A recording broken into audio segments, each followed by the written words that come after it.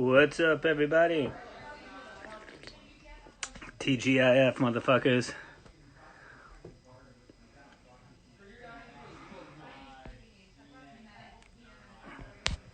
How's it going?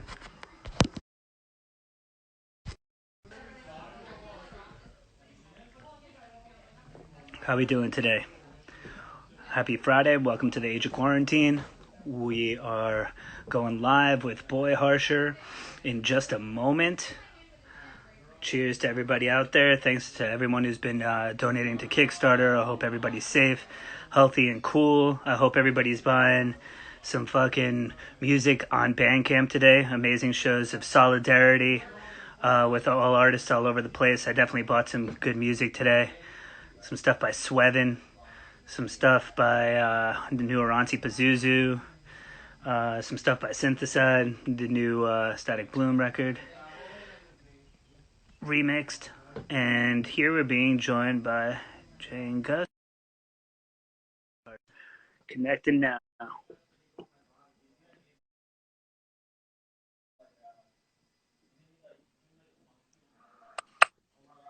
Hello. Hi. Cool. How's it going, guys? How are you? We're okay. Yeah? Pretty Awesome. days. Pretty Yeah, I know. It's kind of a wild thing. So thank you guys for joining us. Obviously it's we've been doing this now for a couple of weeks, and so we're really happy to have you guys here. First off, I'm gonna just kind of start this interview the same way that I've been starting every interview, which is, where are you guys now, and where would have you have been if you didn't have to stay at home? Right now we're home in Holyoke, Massachusetts, and we'd be back before by now. But I think we'd be at our favorite restaurant called Joe's. Oh, all right. That's nice. Joe's. I love that. I would love to go to my favorite restaurant right now. Probably St. Anselm in Brooklyn. Shout out to St. Anselm. One of my absolute favorites. Yeah, I think that we all miss those little pleasures in life for sure. So basically, we're just going to have a little chat about music, start from some sort of the beginnings of things and kind of go up through till about now, and just kind of have a hang, So I like to start kind of in the way back from even childhood and stuff like that. Where did you guys grow up? So I'm from around here in Western Massachusetts. I grew up in a really small town called Conway, 1,000 people, mostly farm. I grew up in upstate New York, a small town outside Utica, New York. Oh, okay, cool. So when was the kind of earliest times or you guys started kind of engaging in music? What was something that just kind of brought you into it and you're started to gain a fascination for it? Well, it's actually, we're pretty lucky because my twin sister is here. So, oh, wow. Yeah, maybe she'll come say hi. But I will say that my first memory of music was feeling very impressed because Erica was an opera singer, opera training classes. Wow. Yeah, I was a little jealous, but my mom told me I was. Yeah, that's pretty intense. So you kind of had somebody in the house who is already on a musical path kind of early on, not daydreaming to FM radio. Gus, how about yourself? I don't know if it's as exciting. I think I just kind of fell into it in high school. I had a lot of failed music careers. That I think maybe in middle school I tried to, which was a major fail. We found a picture of me last night ripping the sax on the porch. I wonder if it's so good. But that didn't pan out very well. I tried guitar too. Couldn't handle that. But then I got into hip hop. Kind of tried my hand at making beats. That's probably how I got into producing a little bit. Got it. So that was kind of when you first started really engaging in just kind of making stuff on your own. So what were you into, like hip hop scene in Massachusetts, or were you going to New York, or what were you thinking? Boston? There's some shows actually, like in Northampton, maybe 15 years ago. There was a lot of venues here, but uh, yeah, I mean, we go to the local venue, do a show every month or so. Yeah, and just kind of feel off of that. So, as far as when you guys sort of started to kind of get the group together, how was the genesis of Boy Harsher? How did that sort of come together? Well, the simple story is we were throwing shows in Savannah, Georgia, because we both lived there, and we had a gallery. And it felt like we were running out of additional music to like attach to a show. So like locals, because in our gallery we had one rule that you couldn't have live drums, just because we didn't want it to get shut down. And at the time, it was hard to find locals that didn't have. So we started fooling around with this idea of, I would read through like I don't know, delay some prose that I'd written, and Gus would be like playing live behind it. Got it. So yeah, that's kind of interesting that you said that how this space sort of influenced the instrumentation of the band sort of right away. And why were you guys down in Georgia? What brought you there? Was it school, right? Filmmaking school, is that correct? Yeah, we were both. Yeah, all right, cool. And is that how you guys met? Were you in the same program and stuff like that, or is it really through the gallery and shit? Well, it's kind of contentious. I don't know. Me. What, you can tell your story first. Okay, I'm kind of confused with the timeline. We weren't necessarily in the same program. So Gus studied as an undergrad, and I was there for a grad school. And I remember just seeing Gus dancing at a show that's true. He was dancing with Bizarre Love Triangle. And I was really curious who this guy was. And then shortly after, he ended up living in Savannah in the summer, in the heat. And then at some point, he worked on a film. Ah, okay. So so working on the film, was that predated the musical project? Oh yeah. Yeah. Interesting. So the film stuff sort of came first, and then this is just sort of born out of this space. What was it like working on a film together? Is that where you guys realized, like, hey, we can really collaborate well, or did it feel like a whole new thing when you made music? So I applied for Jay's film. I saw like a very cool poster, seemed like a very cool graduate project. So I sent like my resume to Jay, and Jay kind of looked through it. He was maybe a little reluctant, but she threw her phone and I got on. So I was very much working underneath her, just like really like hiring her talent and her drive. So the music kind of came, I was just trying to work with her in a way, like sending her some scripts to read, or maybe with her on a video project. And that's kind of where like the Boy Harsher started. Yeah, I mean, that film was so chaotic. I think I really was paying attention to anything other than trying to make it. And one of these, you hear a lot, put so much of your life into one project. I mean, granted, it's a short film.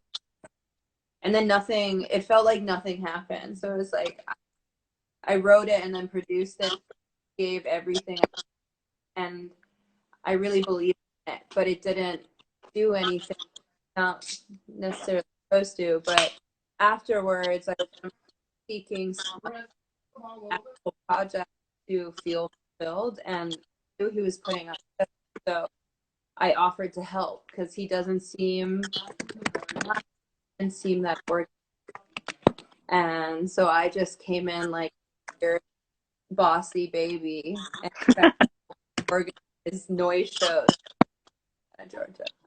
Interesting. That yeah, that's really interesting because I think, I mean, Gus, maybe at that time too, you were just like, hey, I'm really buying into Jay's vision right here, and obviously you applied to be into that, and then all of a sudden now there's this more collaborative sort of element based on a gallery that wouldn't allow drums, which is that's mind blowing to me. It's just kind of how certain situations, space really dictates things, you know. And David Byrne's How Music Works book, he talks about that so much. And you know, as someone, you know, who owns a venue and things like that, I found that so fascinating. How, oh, okay, cool, in Vienna we're building concert halls to you know, house Stravinsky's music as opposed to somebody else's, you know.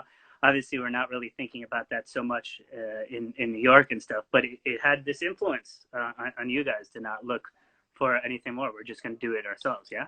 Yeah. I mean, it's special too because when you have a house show spot, whatever, you will always noise citation. That's a common thing. I'm sure in New York it's like very common actually.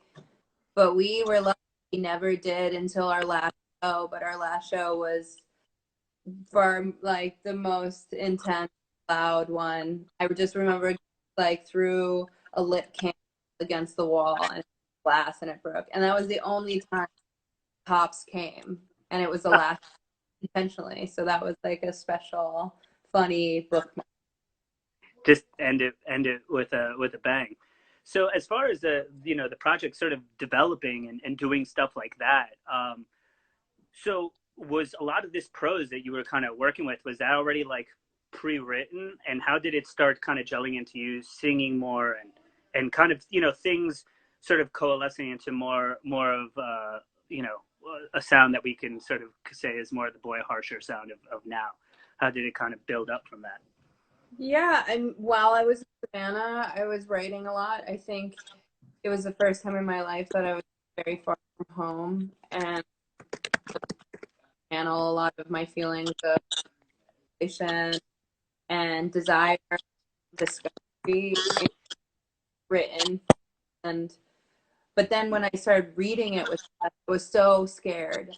I wouldn't get up off the floor. So I was basically on the floor, like making myself as small as possible. And I was hiding away. But I've discovered that repeating certain phrases gave them more power, or at least it gave me more. And that was like an interesting thing. Like I think when we started shifting sound was when I just would repeat the same phrase over and over again. It's like teaching yourself how to make pop music live or something, like the most ridiculous way to do it. But and then that eventually helped us, I don't know, or at least helped me to write and have it be effective, but also still complicated.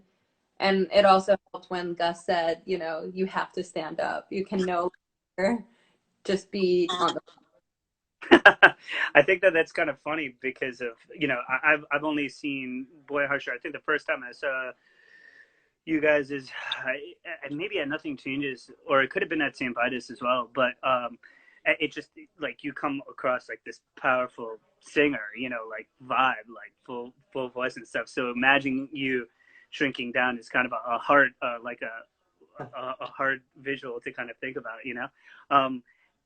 As far as Gus, for you, you know, I feel like on a more production side, it's sort of grown, but it's stayed kind of pretty tight and minimal and strong. When did you sort of start? How have you kind of grown a little bit as a, you know, producer, kind of in that point? You know, you kind of started with a hip hop sort of background and stuff, and honestly a lot of my stuff is like, at least from a production perspective, I like listening to a lot of that stuff. I don't make any of that music. How did that kind of come about for you? Well, so like the entry point would be like me buying an MPC. So like, MPC is like the origin of all music. And then I gave up on music for a little while.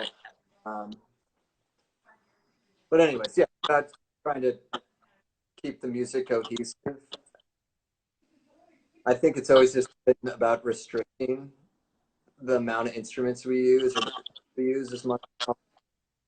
Our first record was pretty much written all with this sampler, the MC505, which is basically like this um, sampler pack of like all these like SH101, Juno, all of these things like repackaged in this box. So just been trying to like keep it on that palette, like using those sounds, like, sort of the compass for where the music goes, and maybe add in a few sounds. But yeah, it's, you definitely have a potential crisis when you're making electronic music because you have unlimited sounds and you have to decide what's appropriate. Yeah. So I think like trying to keep it as simple and fundamental as possible is really helpful. Yeah, no, I think that's totally true. Like, you know, you can be lost in the excess of a lot of things that you can find, in whether it be in the computer or whatever have you. I just want to say something to our viewers too. If you want to ask a question, you could hit that little question box, and I'll get to some you know, viewer questions a little bit later in the interview. So fill that thing up, and we can get back to anything a little bit later. Yeah, no, I really noticed a lot have, of. Commented on our poker chip setup. Yeah, Oh, see, you know what? It's a little bit above.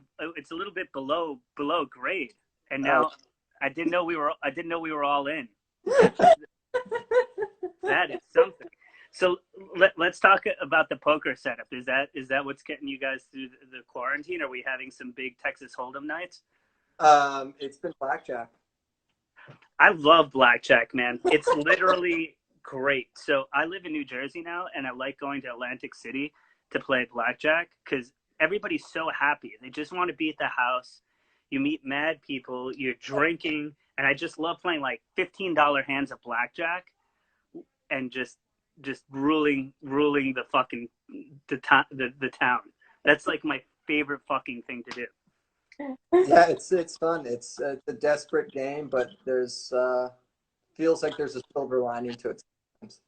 Yeah. Who's the house? I'm the house normally when we play here. Oh wow. We got Okay. good rules. Play good rules. We got a good table here. It's a good system. Do you want to play a hand real quick?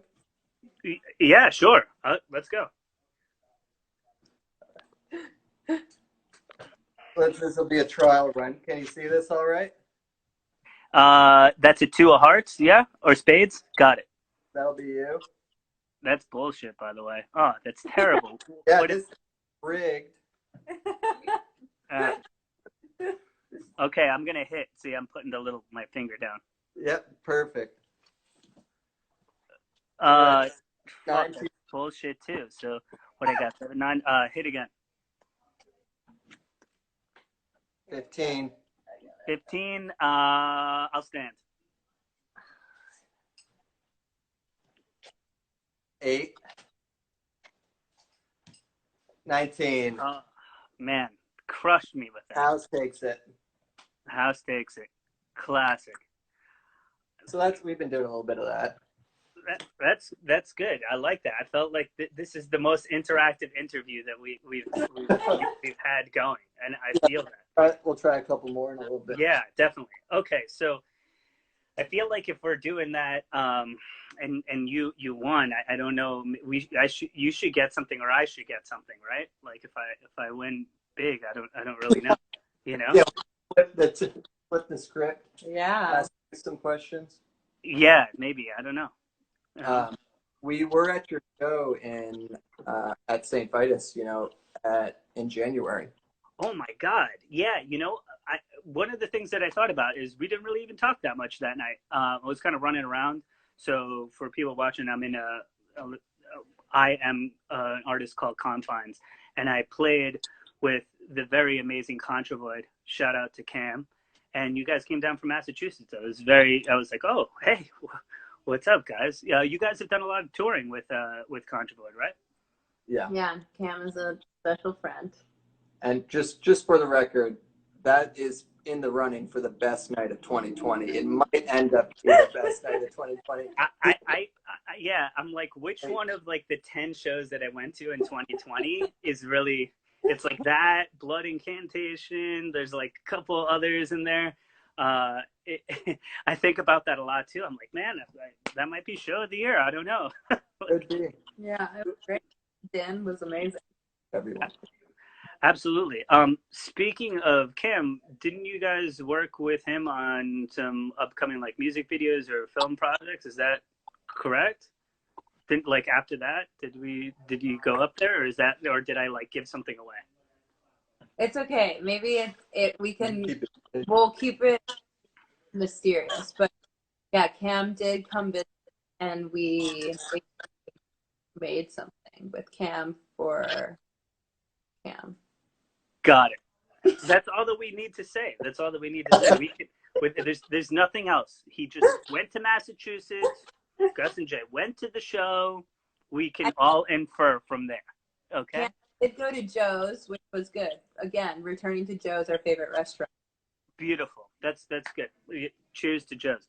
So speaking of actually making films and stuff like that, I love all the Boy Harsher, videos and aesthetic that you guys have built around that. And obviously that's very purposeful, since you guys, are doing that all from kind of within the group. When you guys are writing, what kind of really, what kind of, as far as, what's really going on, as far as, do you guys usually set a scene in your head, or what kind of comes first? Do you draw a lot of inspiration from the visual before writing, or, how does that kind of come together? I mean, it's fun by project. I mean, I think both of us have had songs, maybe we're coming up with visuals while we're writing it. It's just really vivid to us, and we need to make that music video. Other ones, not so much, and we love to work with directors, and they put their spin on it. Yeah. A lot from that. Yeah. I mean, I think too, sometimes we write songs, it will come from a cool place, but then, there's no pressure to try to mimic that when we're like creating a big, Yeah, I see what you're saying. And as far as, I mean, just as far as like when you guys are writing and kind of setting up some of that stuff, Jay, you said you'd like to kind of repeat certain phrases and kind of build that. And I feel that a lot in the music. Like there's a sort of pop sensibility to it, but without kind of going back to the big chorus kind of vibe. It's sort of like, I would kind of say that it just kind of builds upon itself in a little bit more of a techno or industrial way. But there's these kind of core tenets that really happen in every song. How do you kind of like choose those moments or the phrases, or does it just like do you guys jam a lot and then all of a sudden something starts coming and then it's like maybe that's the anchor of it, or is something that kind of pre-thought a little bit? That also is maybe song. I do feel like it's funny because we'll be in the studio, our friend Icho, and I'll be like, okay, well, this is the chorus, and he's like, what's so like? I think a lot of times for me, what I'm like, oh, clearly this is the chorus. It's like pretty unclear because my sensibility might be a little. There have been certain songs though where we knew like definitively like, this is an important phrase and we really like it, to like emphasize it in a certain way. The first songs where we really built was Pain, which is it's interesting because that is a song that has become very popular. Like it's kind of taken on its life, like one that was completely unexpected, but that did come, like that song began with the phrase pain breaks the rhythm, which usually it doesn't, usually right on right, and then we'll kind of carve away and figure out what makes sense, but that one started with it's just cool. It's really interesting to me, especially because I feel like how open-ended electronic groups can be, and where that sort of kind of comes from is interesting. Some people maybe more of a method, maybe sometimes more of a moment. And like I can't kind of like jam with myself. I like make something and then I have to sing, and then it can't be as real time. But you guys together can kind of do that and craft that. So it's always kind of an interesting kind of lead. Sometimes I'm thinking about something in my head all day, like a piece of lyrics or something like that, and then I'm like, what am I going to build around that, so on and so forth. Um, so as far as Boy Harsh is concerned, it seems like you guys started in a very just organic way. Like, hey, we want to just perform at our gallery and do these things, and it was just born out of that convention. When did it start feeling like, hey, and also you were going to school for film and all these other artistic endeavors. When did it feel like, hey, we want to put some more emphasis on this group and kind of build it a little bit? I think well, maybe probably a different timeline for Gus and I, but I was still working on it. So when I graduated, I started working on just movies, and like it didn't feel good. It felt like this is what I had to do in order to that eventual goal, do my own movie, which is kind of a system in itself, but there became a certain point where I would like no longer be able to pick up a movie because we would want to commit to a tour. So like it was like a classic kind of conflict of touring is not financially feasible, but this feels far authentic, and it just felt important to do or felt fulfilling versus like AD where you're literally like working yourself to the bone and like everyone hates you and you're for content that is like the worst content in the world. Like you're a cog in the machine, that's a horrible machine.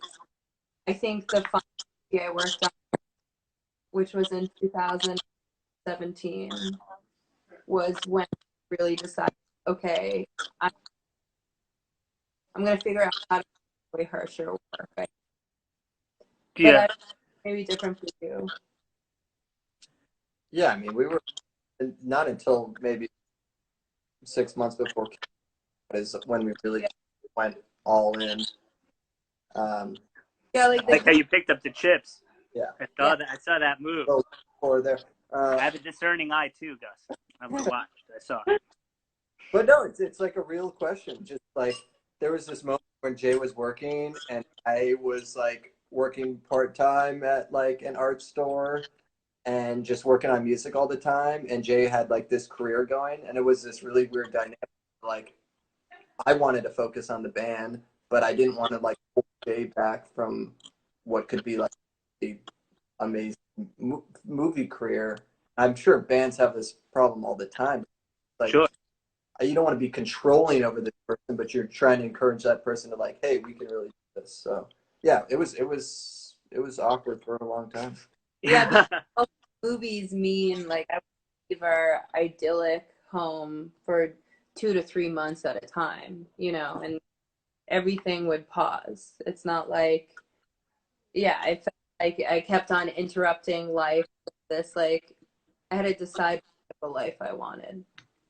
Yeah, and it's a really, I think, deep thing. I mean, for our viewers to really like think about too. Like there's these really like hard life choices that bands have to make. It's not like all of a sudden. I've actually seen you guys in Austin and in New York, and I saw you guys play. I think the last time was at Mohawk in Austin. I was on vacation and I snuck in there, but it was it's one of these things. It's not zero to that. It very rarely is. And there's these really, these just hard life choices that come in. And obviously you guys are in a relationship, but the intra-band relationship is really a hard thing, to either push it on the gas or there are other things. And with this investment in education and all of these things towards a film career, it's always interesting. But now with the videos, you're putting out stuff that you want to put out, and more people are probably seeing that than anything that you've maybe made prior or whatever. Are there more plans to kind of expand doing more visual elements to to Boy Harsher, kind of outside of the music? Wait, sorry. I actually like was listening. I was just like thinking about the last movie I worked on. What was No, that's cool. I was saying is, has there been, other thoughts of taking Boy Harsher as, something that would be a little bit more visually driven, as opposed to just, on the musical end, but also kind of using that aesthetic kind of prowess to kind of help other artists or anything else like that, maybe through the label that you guys started? Yeah, I think there's like a lot of questions in there. I mean, number one, like if we could back a little bit, like the one thing too I knew about Gus upon meeting him before we started making music together was that he was able to kind of create scores that were always super. I was always very much. So right now, I think what as like a back to me being like a control freak a little bit, like I really, really want to see more score, and even if I'm not necessarily involved, that's okay because I have so much faith and trust us is doing. And Nude Club, yeah, we started Nude Club out of different necessities, maybe, but there's still a dream to like release music that's not Boy Harsher rated by us. I think though we are realizing that's complicated too. Like so we need to like figure out how to do it or like make the label work. As far as the choice to kind of go off and do that, what were the reasons that you guys decided to start that outlet for your music and for yourselves? Nude Club Yep. record label. I think it was more out of necessity. It was, yeah. So yeah, first proper release, first new on Nude Club was Careful. So yeah, we were in this awkward period where our records to labels and labels were maybe interested, but they're like, yeah, we'll put you on the calendar for like 2 now. We're like, up when like it's mixed and mastered, or like just it's like, no, we need a plan for our future. So we're like halfway through the record, we're just gonna self-release this, bet on ourselves, and that's just it. Just came out and put the record out when we wanted to, not when the industry wanted. Yeah. Double or nothing, baby. I love it. Nothing. Yeah. Let's take a quick. Let's take a hand. I'm down right now, and I feel like shit. Oh, there we go. Finally. I want to cut the deck next time. By the way. I was trying to think. Ooh, you want insurance? Yeah, definitely. I'm gonna take insurance when I have no money. I don't know. I don't have it. I mean, on 17, I'm gonna stand, dude. Okay. Ooh, 19. This guy with his consistent 19 is killing me. Do you know that I bet on a mixed martial arts fight? I won $200, and then I lost it all playing blackjack. Can you believe this? Oh, I bet, and that was the last time I played, so I'm on a just terrible streak. Yeah. You gotta break. Quarantine streak is Gus, people are saying that you're rigging, man. That's heavy accusation. Shuffler? I'll shuffle it next time. We got the shuffle. Oh, that's nice. I'm gonna start counting cards from here. I'm gonna get a couple of friends. It's only 2 decks, so you can definitely be counting. I like it. This is good. All right, Boy Harsher stuff. Hold on, I got to bring myself back. I mean, our releasing our stuff, I think we've recognized value in it. It's really groovy. Empowering. You do things when you want, how you want, right? And that's pretty much pretty sweet.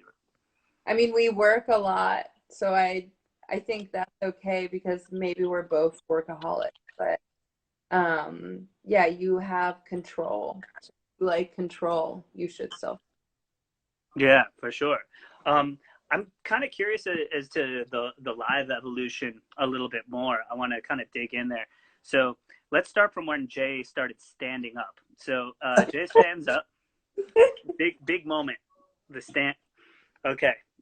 And I'm sure, you know, I feel like more than your traditional rock band or stuff like that, of course, you know, you could go through certain things, but you kind of have that iteration, right? Bass, drums, guitar, singer, or something like that. I think for electronic groups, how they want to approach their live show is it's pretty choose your own adventure.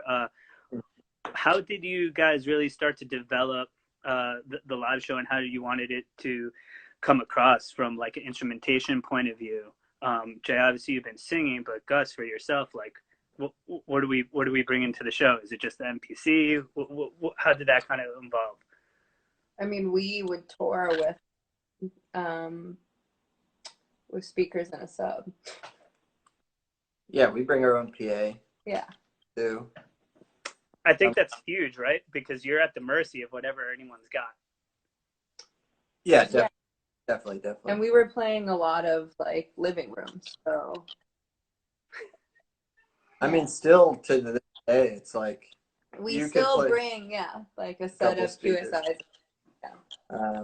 But yeah, it's you could be playing the best show in the world, like the best party in the world, and if there's not the proper PA there, it's only your fault that you don't sound good. Like no one's like, oh well, the PA wasn't tuned. Like no one's like making excuses for you. Like you're just responsible for your own at all times. But in terms of the setup, I mean, it's been pretty consistent. It's been, I mean, you got the music, you got the beats, and then it's about like the toys you have on top. Yeah. Like I want to know about that thing that you shake all the time. Yeah, that's what you know. What I should have led with it. What's the thing that you're fucking shaking? Yeah, so there's a good origin story behind the shaker. Yeah. I was when I was in Savannah, I was working sound at like a church. I was like the sound person for a gospel band, and in exchange for me doing sound studio in the church, really totally so spooky. It's so scary. Really cursed. Yeah. But they had like this weird like basement with random music. When I found this like totally haunted shaker, that this busted piece of metal got like BBs in it that I guess was some percussion. So naturally I took it and contact my it's been shaking since. Man, see this. Oh, the shaky thing. Everybody knows about the shaky thing, and I'm like, if there's a Boy Harsher show without the shaky thing, I'm like, I might ask for a refund. I'm like, I need, like when that thing comes out, I know that shit's about to pop off to like a new level. So I'm looking for it. So I just want to let you know. That I was very curious. And I also, you know, over time, now that you guys have been playing some bigger stages and stuff, the light show has definitely gone up a notch and things like that. As you know, people who are obviously into film and things like that, what are those kinds of decisions to start adding a little bit more of those elements into the live performances? I think it's just control too. This us wanting to bring PA when it first started out. Right. It's just we want to have control vibe in there too. So yeah, it's usually too bright for us. And if it's too bright for us, if we feel like we're like too vulnerable, it really kills our music. So we wanted to bring something that could like, you know, just work fluidly with what we were doing. Yeah. Yeah, because when I saw you, you know, Austin and the Mohawk, if people haven't been there, it's an outdoor venue, and you guys played at night, and I hadn't seen those lights before, and they just came off so well, even in kind of like an outdoor sort of space, and made me feel like I was in the club. So I really I enjoyed that, and those are always kind of interesting decisions as far as, you know, what you can bring, and as these things sort of evolve, and maybe, you know, different size stages, different things like that, you kind of have to learn to perform from a living room to performing at the Mohawk, or maybe Saint Vitus in between. Yeah, there's a little bit of a learning curve there. Definitely. Yeah, I mean, the lights don't work in a bigger place. Mohawk. Yeah. Playing, you know, like a 700 capacity room, like a wider room. Yeah, the lights don't It's really a read challenge as a well. little bit. Yeah, for sure. Yeah, it's all about making your music for that certain space. So Yeah, that's interesting. So along this journey, so at a certain point, things start to sort of happen. It seems like Pain is definitely a song that kind of changed the course of events a little bit, or at least kind of steered them into like a bit of a different stratosphere. One thing that I kind of ask often is, when did you guys sort of start feeling like, oh fuck, like this is starting to kind of move a lot. Like this is a moment where I'm like, fuck, like we are doing some pretty intense shit here, and now I feel like Boy Harsh is kind of heading on a bit of a different trajectory or drive. Is there any like moments that stand out to you guys? A show that you played, an artist you admire reaching out, anything like that that you're like, oh, we've made an impression? what do you mean by Well, intense? Like just like things are going well with the Yeah, like they're going well, or you just kind of feel like, oh, I'm hitting a certain kind of stride in this, and there's maybe increased attention, or there's just something that you admire where you're like, I'm on the right path here, I'm on the right trail. I have a different experience I than mean, you. I would say I've got a defense mechanism when whenever I do something good, I always find a way to like be like knock myself down. So like I I don't know mean, if I've had that epiphany yet. I'm just always just like it could have been better. no, because so the first time we ever played in LA at the old Non Ultra, I remember our friends Greg and Susan, who are in this band called High Function Flesh. They booked Oh, the love them, so good. If, show. if you guys out there, you got it. High Functioning Flesh is amazing. On Deus, great band. So good. And I just remember warning them, like, no. And then they were like, oh, we booked sleeper hold. And I just like was like, what the fuck? Because I never met Jose, but I was such a big fan. And I was like, wow, I cannot believe that he wants to be part of the show. Awesome. Yeah, And the show was so full, like so packed to the brim, and people were going to see. And that was like, I think the moment, like, whoa, how is that people who us, like they aren't our friends and they're like coming to see us play. Like that was, I think, when I felt at least validated in a certain way. And then maybe a year or two later, we well, like, and so then a year later, I think we played Echoplex, and it was like a very similar situation where I warned, thought that it wouldn't do well. Like I was booked the small room, and he just was, don't worry about it. Like this is fine. And it sold out, and I was like, why would that sell out? Like it made me so stressed out and very nervous. And the show was amazing, and we over because the wings at the um, were all like, so it was like this weird moment room, which at the time I perceived to be the biggest room in the world. The Echoplex was like so big and scary, and so every time I got nervous, look like either stage wing and like Nick Napa there, just being like, "You're great, yeah, I love Nick. Wonderful dude. yeah." It was amazing. Like that was a moment though. I was like, feel okay because it's really scary, and there's so many people who want us to be good, and then we have like this support system that's literally surrounding us. Yeah, I think that at least for me, one thing that you know, I book bands for a living. It's part of what I do, and obviously assessing, what people can draw and do, whatever. That's what I do. But I know that for New York City, and I know New York City obviously very well. But going to Austin and seeing you guys in Austin and seeing this big ass sold out show and it operating very much the same way that it did in New York was very cool and eye opening. And it was really fun because I was just alone in the crowd, just like, me and my wife, and just enjoying the show, and not like, and just people watching and being like, wow, this is really great. So that was really cool to see, just that kind of that widespread thing being the same in Austin as it is in New York. So we got about 15 minutes left. I want to play another hand, Yeah. Gus, because I feel like I just feel like I need to win today, potentially. Well, you Oh, got a 7 again? Okay. so- Ooh, Is that a 17? you got a that's 17. 17. Sorry. I got to stand again. But you got a queen. Yeah, I got to stand again. Or I'll bust. Blackjack, baby. Ah,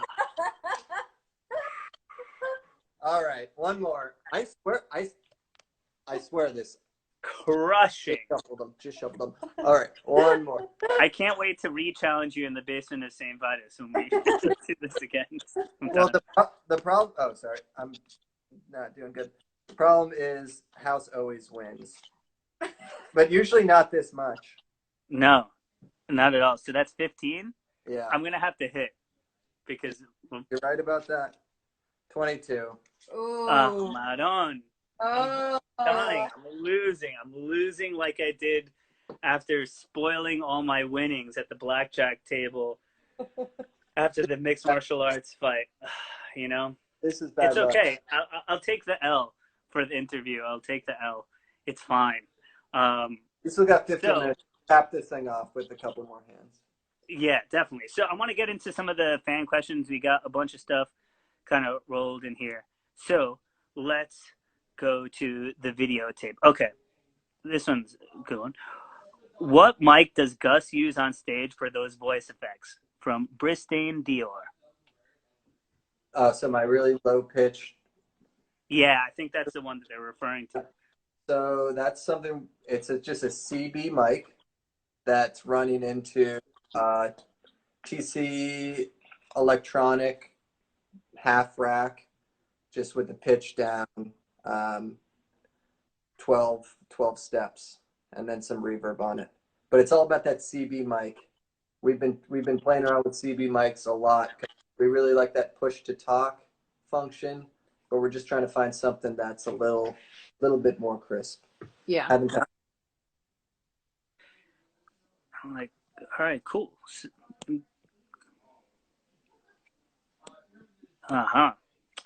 From Star Noir. I know everyone loves Pain, but what is your favorite song to perform? From Star Noir. I think that it's a difficult question because it really depends.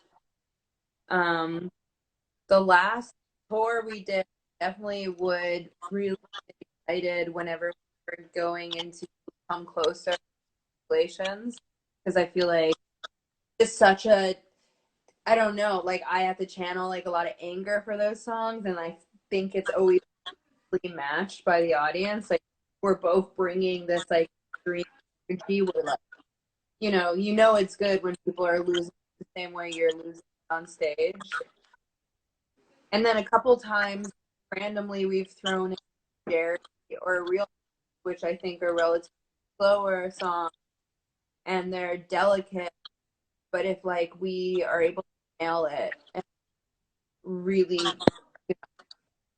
give out that sadness, it feels really like it feels like everyone's on the level, you know? Yeah, I think that that's really interesting because I think that sometimes, I did one of these zoologies, and it felt like she was trying to achieve different things with like technique, and like it's kind of cool. Maybe sometimes the rage is a little bit more satisfying. Sometimes just getting across something, like you said, more delicate and like emotional in that sort of way. Sometimes that's a little bit harder than just going off or something. Yeah. So someone responds. Actually, that kind of reminds me, going back to what you were saying about recording, and when you were like, no, this is the chorus, and then maybe your producer's like, maybe that's the chorus, like, have you ever noticed any people kind of gravitating to one part of a song where you were like, wow, that's not the thing that I thought would be the thing that would like pop off in a live setting? Yeah, I mean, there's like this one song in particular that is truthfully one of my favorites because it was such a challenge, but now it feels like after we're done working on it in the studio, it felt good. It felt like we were able to achieve what we were going for. It's a song called Lost, and there's a break in the middle where I'm speaking, and when we had to record that, everyone had to leave the room, and I'm whispering into the little microphone Like it was a process. And I'm always shocked there will be someone right in front, like yelling that part. And it's like, that to me is super special. And I'm like, not only are you listening to me, you know what I'm saying, and you now, you know. I love that. That's really cool. It's just interesting when someone hangs on to something that you feel like is a detail and it worked, and you're like fucking working so goddamn hard on it. And then like, if anyone cares about that one little 1% of a thing that you were like killed yourself for, it's definitely very satisfying and pays off. Like the shaky thing. Yeah. Oh, the shaky thing. So this no nuance to that. That's amazing. This is really good because this song actually is a favorite of this person that almost everyone at the shows, and like I would chat with them and they were so sweet, so attentive, but they would sing along every lyric and cool, and they were right in front. But like one night they didn't sing along and I fucked up, and I think it's because I got to them singing with me. Like I began to become reliant on like their performance towards me. That's amazing. That's amazing. All right, let's dig into a couple more. Cool. Here's one from Janae. Jay, did you always sing in a lower vocal range? Like, well, I guess it's hard to interact within this project, within Boy Harsher. Yeah, I think so. I mean, what I was saying earlier too about my sister being a singer, I was always very ashamed of singing and I would not sing. And it wasn't we started this project, I began to, I believe. So I think the way, so, I mean, who knows, but it came from, so I never sang in a different vocal range. Yeah, it's just like, this is kind of organically how it came out, and here we go. It's like the closest way to speaking, maybe, or feels the most comfortable or cozy, like with body. Yeah, it's a very personal thing. I mean, a lot of times it's just like with singing I've done before, it's, you know, you only kind of have what's within yourself, and trying to explore that is kind of difficult. And of course, when you're kind of in the studio and everything's being played back and you feel very, very like naked and like, oh my God, fuck. So opening that up and really, I mean, it sounds obviously great and really just natural. Like that's just, it feels just really organic and adds so much to the mood of everything that's going on. So let's see. Whoop, whoop, whoop. This is a good one. This is a hard one, I think, for everyone. How do you know when a song / mix is finished? From CTAD. Okay. So you know when a song is like 95% of the way finished pretty easily because you can't do anything else to it. You never know when it's mixed. You were like, if you had an unlimited deadline to mix the record, you could mix it, just be digging into snare sounds like decades. So it's about getting 90% of the way there and just giving yourself a cutoff and just sticking with what you have. Allow to release it. Yeah, just get away.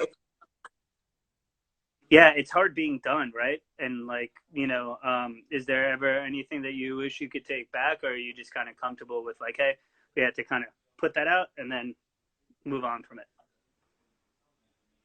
I mean, yeah, it goes back to the mixing thing. Yeah, I listen to songs to this day. I'm like, we could probably remix that thing. That could probably.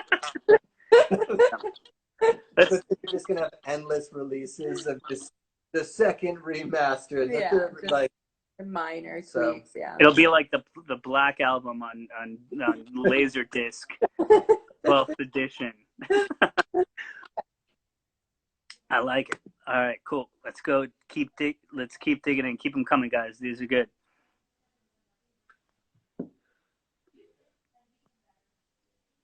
Oh, this is kind of interesting. What was it like for y'all performing at Burgoyne from Sigourney Weaver? Very famous guest we have here. Oh wow. Sigourney. It's a okay, well here's my joke. First my joke, which isn't that funny, but is that we would never get allowed in for playing there. And I believe that. But it was a very special experience. Like the spaces system was cool. The rule about no phones was so sick. Like people were deeply into what was going on versus like kind of secondary viewing through like a phone. Yeah, just feeling very present and in the moment. And yeah, I feel like sometimes obviously that's lost. Everybody wants to kind of document where they're at, but they don't want to be totally where they're at, right? Like they don't trust their own memories in a way. And I mean, obviously doing shows at Vitus and everything like that, I see it all the time too. I'm like, put the phone down, have a beer, and bang your head and watch what's going on in front of you. This is magic, like happening in front of you. So I definitely feel like that too. And especially in music that you guys make, so participatory, so about, you know, people kind of letting go to it. So that's definitely, you know, put your phones in your pockets, guys. You know, it's okay. Like, it'll be fine.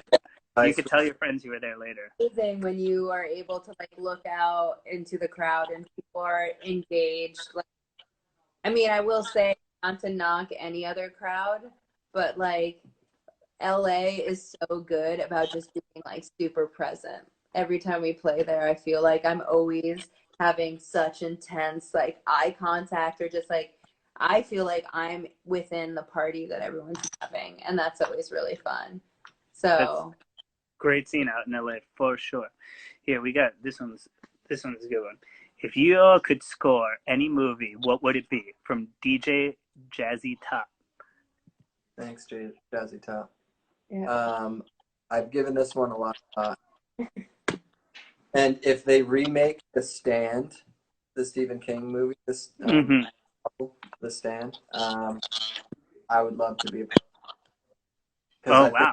I really like that story, but I think it really needs like the right mood to it. So I think I can handle it. Yeah, they got the mood all wrong in the movie. Wow. All right. Well, I love that. That was so prepared. I thought that this one's like, oh, we're going to haggle, and we got, and then when Jay wanted, no, The Stand by Stephen King. It's done. It's definitive. Shut the fuck up. It's fine. That's perfect. So we got 3 minutes left. Guys, I just want to say thank you very much. Everybody, thanks for watching The Age of Quarantine. We're doing these Monday through Friday. We got a sweet week coming up. We got Mike from Yob on Monday. I'm going to be interviewing him. Yob's one of my favorite metal bands. It's going to be fucking ridiculous. And we got 2 minutes left. So, Gus, deal me up, man. Let's see what we got. We're double the stakes here. You guys are greens. Yeah, man, let's go, man. I'm even losing. I want to play big money. So you're going in a good 200 right now to make up. That's for what I lost. I'm gonna get it back if I win. You're getting it back.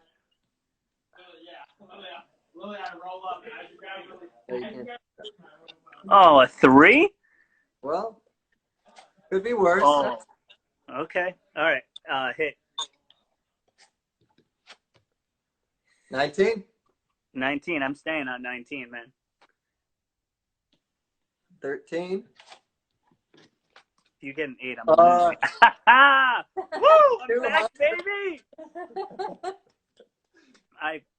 Gus, thank you. I now I feel incredible. Look at the glow. I feel like you've really done something for me. You thought you kicked out gambling addiction, but I just brought it back to life. No, man. No, absolutely not. Quarantine has made it even more acute and ready. And Boy Harsher is going to be my soundtrack next time I'm in Atlantic City. That I will absolutely promise you that will be the case. Guys, thanks again for doing this. Cheers, and stay safe and keep playing blackjack, and hopefully we'll do it in person sometime. Yeah, can't wait. Thanks for having us. Bye. Thank you for having us. Bye bye. Take care, guys.